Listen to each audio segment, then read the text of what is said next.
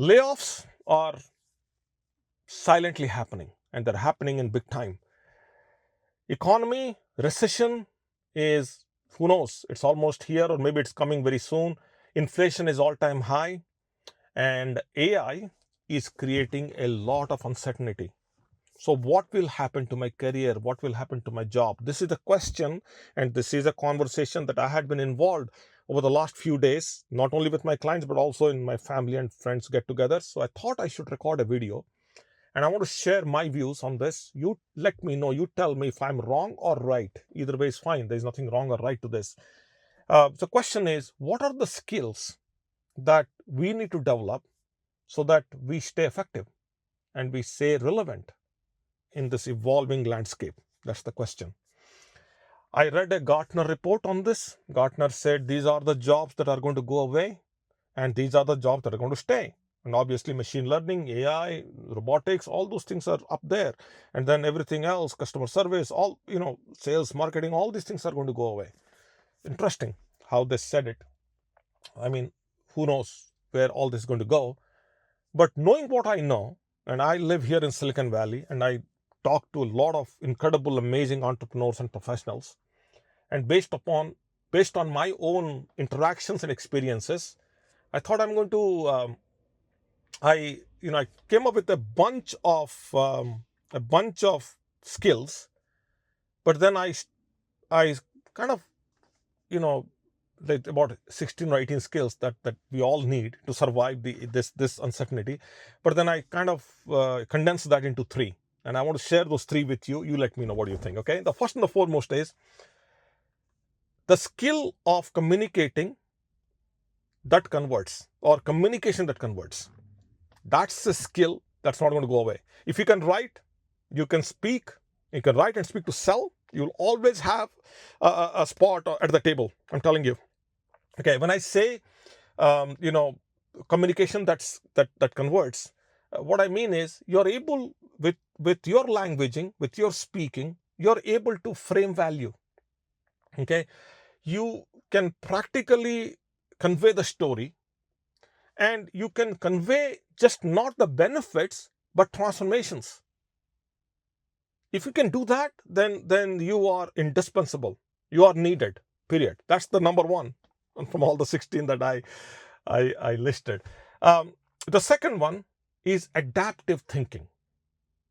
These are skills, by the way. These things can be learned. That's why they're called skills. So adaptive thinking is the second one. What happened in 2020? COVID happened, and they said you can't come in, you can't meet people, you got to be wherever you are. And when that happened, the market reacted. And when market reacted, people who did pivot at that point, who did not react and choose to pivot.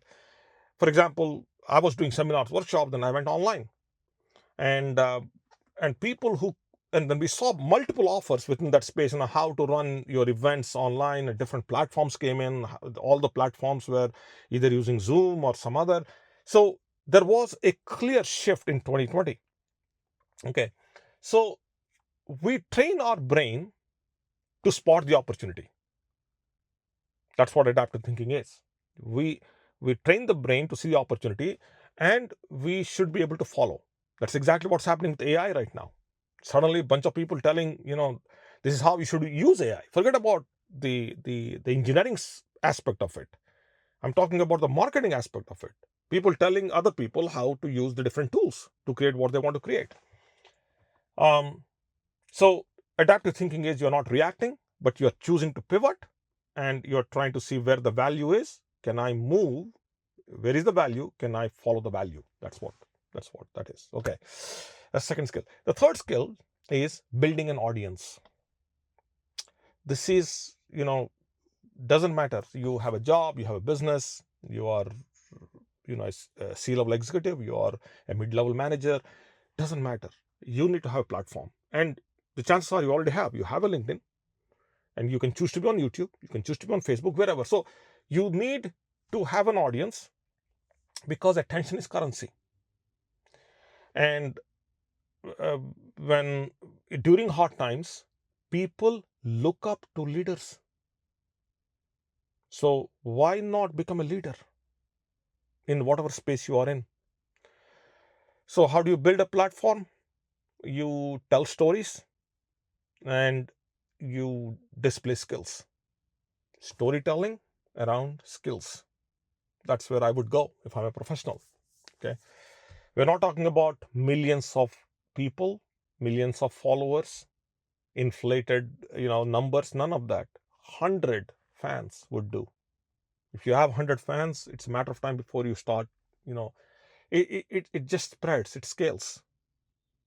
So those are the three. Let me know what you think about this. I'm going to stop here. It's getting dark. Um, if you found value, do me a favor.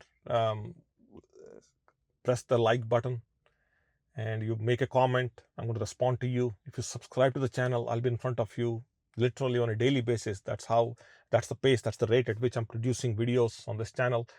And only do it if you found value. If not, please don't, because there are I don't want to waste your time, and there are incredible other people who do what I do. I don't claim to be unique. I don't claim to be different. The uniqueness, the differentiation is all in your thinking. If you find me unique, you find me different, that's you, that's your love. But if this was of no value to you, please do not, and this is the thing, right? I'm also trying to build a platform, seriously. And when you build a platform, all you need is 100 fans. Somebody said 1,000 fans, 1,000 raving fans is what it takes. True, yes. But 1,000 is a big number. Start with 100, start with 10. Let's see where that goes. Okay, wherever you are, you be safe, and I'll talk to you as early as tomorrow. Bye now.